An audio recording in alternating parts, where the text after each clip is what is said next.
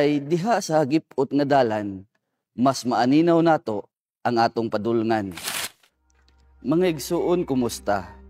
Ako si Father Clark, kuyog na usaw kita karon sa atong palandong, ang pamalandong sa pulong sa Dios.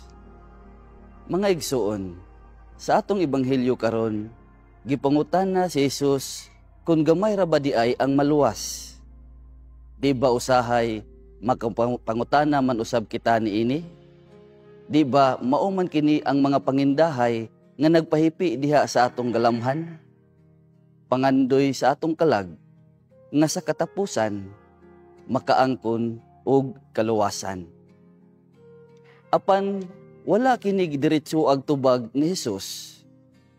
Hinuon misugo siya sa pagpili sa hagip-ot nga dalan.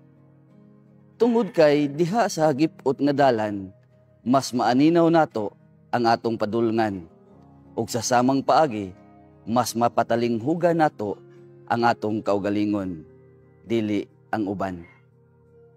Ato usab hibaluan nga sa laing bahin sa kasulatan, si Kristo miingon, "Ako ang dalan, ang kamatuoran ug ang kinabuhi."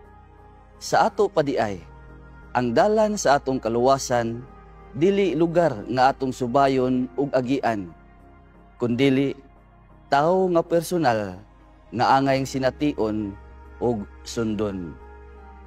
Nan igsuon, tan-awa ang imong kaugalingon karon. Uban sa pangutana, kumusta naman ka diha sa imong pagpakikigala kaniya? God bless kanatong tanan.